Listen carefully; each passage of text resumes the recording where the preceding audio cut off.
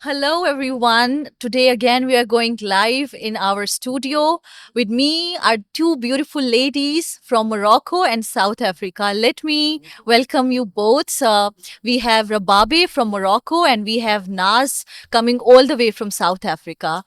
How are you both? Great. Thank you for having us, first of all. And Naz, what about you? It is spectacular to be here. I can't thank you enough for the opportunity to be here, experience the hospitality, and just add some value, I hope. This is your second day here in PTM, Yeah. and you were yesterday. You were one of our panel speakers for AI.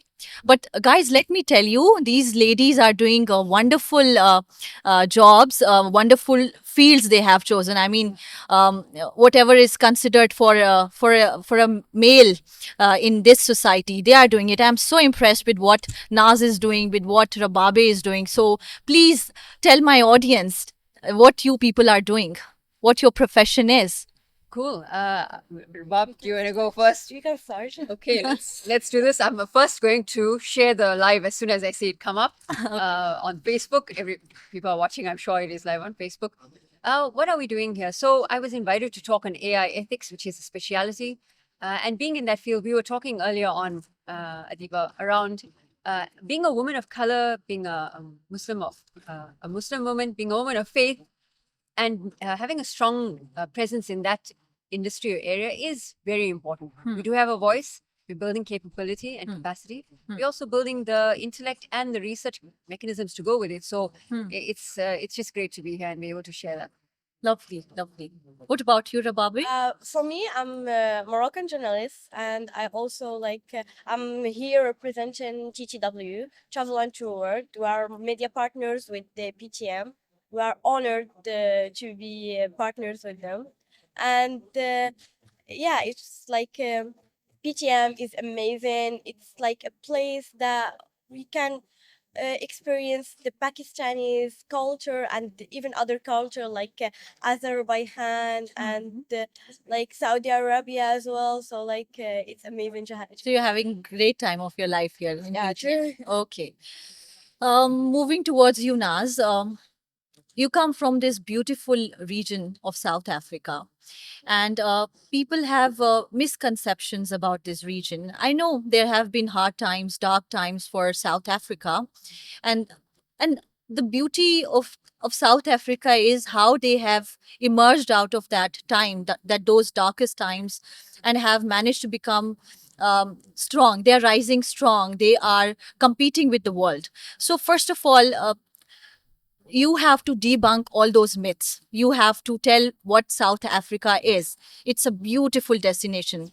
You have to tell our audience what South Africa really is, and then its digital outlook. Please. I love your question, Adeeba. This is so important also because coming here and meeting the different regions that are not typically top of mind when it comes to a tourism experience or travel experience, it also made me understand how we see what travelers may think about South Africa, particularly. We do have an excellent international and domestic tour visitor rate, primarily through the efforts of South African tourism as a body, as the main body. The fact that our government also has, as an example, this year we have leadership of the G20, and the G20 will be held in South Africa. Our president, Cyril Ramaphosa, was also president of the African Union just a year ago or 2 years ago. So those components have kept us on the map. But as you say, there are misconceptions around levels of crime, which there are absolutely. About the way perhaps people are treated if they come along, the history that we've had, and the perception that people have of us, but not just South Africa. I think it's also Southern Africa and the rest of the region. We might be seen as one of the most developed countries on the continent alongside Morocco, so it makes it an attractive travel destination. But the misconception that's often faced is we might not have access to the technologies or connectivity for internet access. Whether we have Uber here, we don't have lions running around in the streets. Okay, maybe we do. Sometimes we escape from the Kruger National Park, which makes it for a fun experience. In my backyard, as an example, I have a municipal park at the back of my home. There's monkeys, all type of birds, little ferrets that run around in the back. So we are used to this kind of experience, but also you must know that as I have experienced coming here, when you go, you see the spirit of humanity. You don't see the spirit of terrorism, the spirit of hatred, the spirit of whatever it is, of all the bad things we know are happening in the world. We actually see the spirit of humanity. So that's important. Lovely, beautiful. Tell me about Morocco as a destination.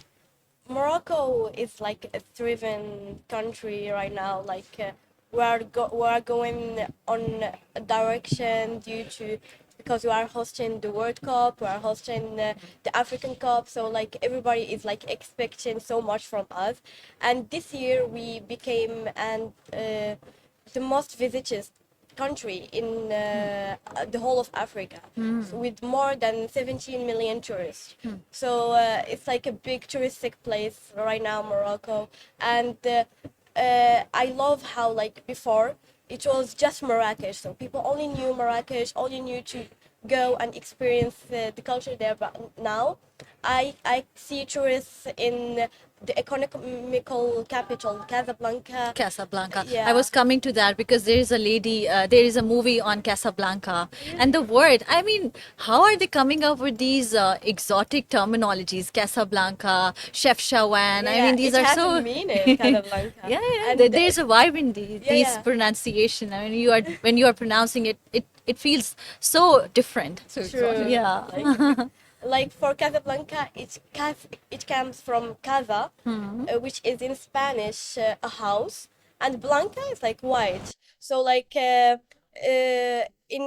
Arabic we call it Dar al Bayda, so like the white house, because Casablanca is like a white city. Before, when people just came to Casablanca, it was just very small. Now it's like the biggest city in Morocco, and like everything was just so white, and that's how they came up with the name. Yeah, yeah, and the blue color is very much inbuilt in the architecture of Morocco. So even in the pottery, ceramics, in architecture, uh, and even Chef Shawan is called the Blue City. Blue Yeah. City. And I think that is what is attracting so many tourists because it's an experience.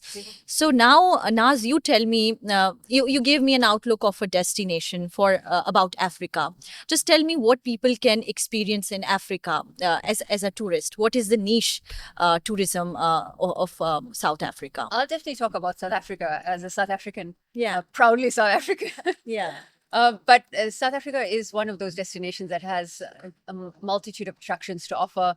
Everything from wildlife, going on safari in the Kruger National Park and the various other national parks that we have, or the private parks, yeah, including the rich history that we have. We are a multicultural society, so we've got different race groups, live harmoniously for the most part of it, despite what you may typically hear in the media. And the experience of each city, I would say, whether you're going to Cape Town, which has if you're looking more at the indigenous or ethnic component, the Muslim community there particularly are of Malay background. You come to Johannesburg and Durban, there's an Indo-Pak influence Okay. and culture, of which we have a strong Muslim community as an example. Then you go to our white brothers and sisters, our black brothers and sisters. If you think about the black culture, there's Shisa Nyama, which is the braai or the barbecue, as most people know it. Braai is a big term in South Africa. It is barbecue. Okay. And South Africans across the board are known for a braai. You come to Durban, there's a typical Indian dish, South African Indian dish called a bunny chow. No, it's not a bunny that's taken and put in a chow format, but it is a loaf of bread that's cut into half. Bread is scooped out. You put some curry in, mutton curry or mutton karai, and you We that here with in Pakistan have mutton karahi. 100%. So yeah. just the variation of the type of curry. And there's just so many interesting things in terms of snacks.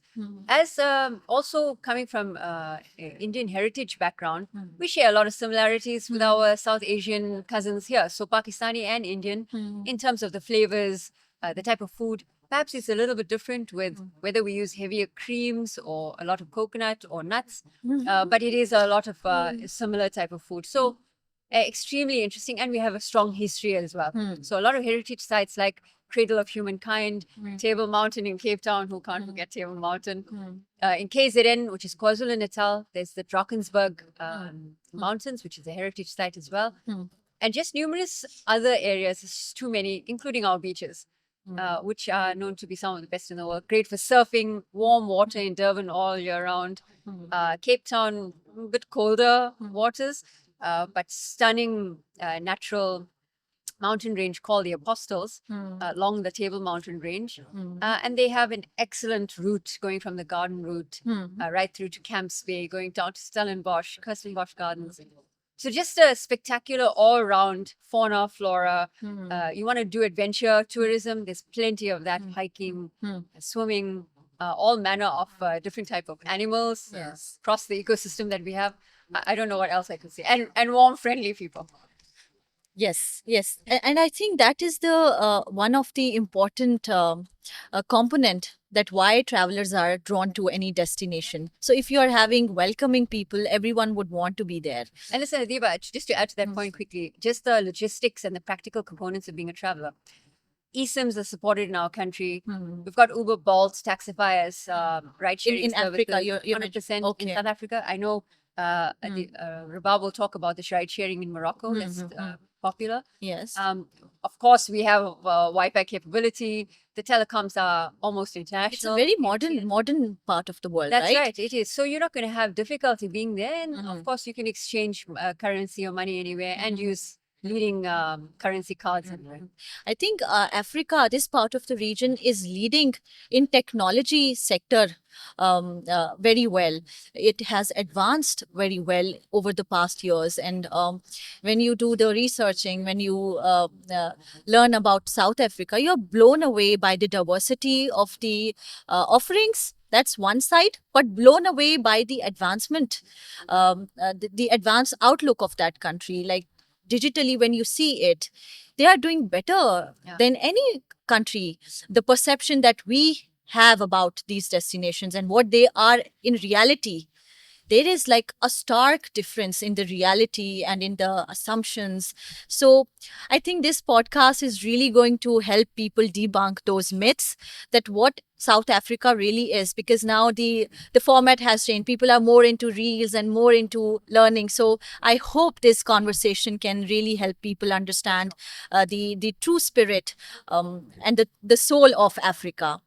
Coming towards you, Rababe, what do you want me to ask you other than yes, there is one more question. The sustainability component. Um, Morocco is doing very well as a sustainable destination. So just tell me the outlook of sustainability in Morocco. Like Like Chef Shawan is one city that has been listed as one of the most sustainable destinations. So that is one part, and then I can ask you, you since you are in the journalism business, right? So you have been visiting and exploring so many cities. So which one is your most favorite so far? It's a difficult question. That's very difficult. Let's say, honestly, the charms of Marrakesh are insane. People would say, no, that's so basic. No, it deserves the hype, honestly. Okay. And my favorite, like, let's say, destination, which comes to summer, Marrakesh, because it's so hot in the summer, so like everybody tries other places. I would say the north. A tour in the north. It's easy to tour the north. Morocco is not a very big country, so like the Mediterranean vibes. Let's say the blue colors that you see everywhere, the architecture, the beaches are insane. So like people also like the hospitality. Uh, People are so welcoming, so nice. The food is amazing. But I feel like the food is in Casablanca, Marrakesh is just spectacular. Yeah. What I can also add to that, I traveled there very recently, and I got to say, I was traveling by train between Rabat and Marrakesh, and it was a long journey because I was going to stay in Marrakesh for a few days. But I loved that they said they opened up new routes from Casablanca or Rabat to Tangier as well as to Marrakesh, so it shortened the travel time. So as a traveler, not as a Yeah. resident, that was spectacular for me. So even for us, like it's easier. Let's say it's so easy to go from a city to another city. Let's say I want, like you are in Morocco, you want to go from the north to any place in the center, it's so easy because there is a speed train from Tangier to Casablanca. Okay, is there a speed bullet train in Morocco? Yeah, speed Oh, train. wow. Like, and now they are extending the routes for the World Cup. They want to extend it till Agadir. Agadir is in the south, so like from the north to the south, you can reach just in few hours, like literally. You know, the beauty about South Africa and specifically Morocco is they hold on to their traditions Yeah. without diluting that cultural heritage component. They're holding on to that, but they're also trying to stay abreast with the world trends. And I think that's the beauty. And this is the misconception. Like many people think that people in the East are repressed, they are not very advanced, but listening from you guys have changed the perception. I happened to stumble upon the music in South Africa. There was some royal tour Yeah. by Peter Greensburg with the Tanzanian president, and they had this lot of performance. And I listened to that jazz, and it was having some similarity with Indo some component with it, and it was so different. Yes. Tell me about the music there. Listen, I'm so glad you asked the question. Music is such an integral part of South African culture. From Amapiano, which is a huge movement across the world. Piano. It has Amapiano, as they call it. Okay. It's infiltrated the dance Is it scene. piano or what is it? It's a mix of different, like electronic beats, but also local dance culture You have to beats. share some playlists with me. For sure, for sure. And you've got, I can't think off the top of my head right now because there are so many brilliant artists in South Africa doing Amapiano, but it's also become its own genre internationally. I know Rababe will say the same. And international artists are hooking on to the trend. You'll see everyone from Beyonce and Shakira incorporating those. I mean, we may not hold them using them as an example, but you talked about the jazz, and you know we've got famous, legendary South African artists like Sipho Hot Sticks Mabuza, Abdullah Ebrahim, who I know retired, and they just represent what is supposed to be really those areas of South African music that are incredible. We've got all our national orchestras, KZN Philharmonic Orchestra. You've got Cape Town, Johannesburg. And often they play in season, so that's an experience to have, including all the other. You've got local DJs who are using platforms like Spotify, YouTube, in order to start building their own brand of music out because it's also easier to distribute. So in that regard, the music scene is massive in South Africa. We know we've got, I can't remember which band is touring there now, but we've had Coldplay and all a range of bands come through.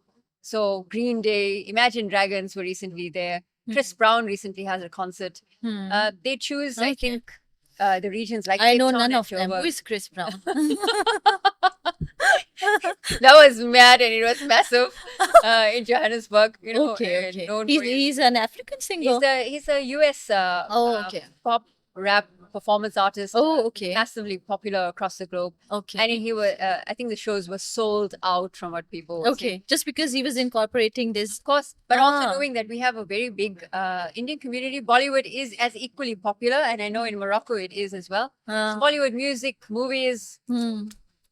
Right. Yeah. So Amazing. you're saying that the African music is much better than what we hear in Bollywood, because you know there How was you some gonna- how are you there gonna was some say- you know what I felt the music the music that I'm mentioning here, Yeah.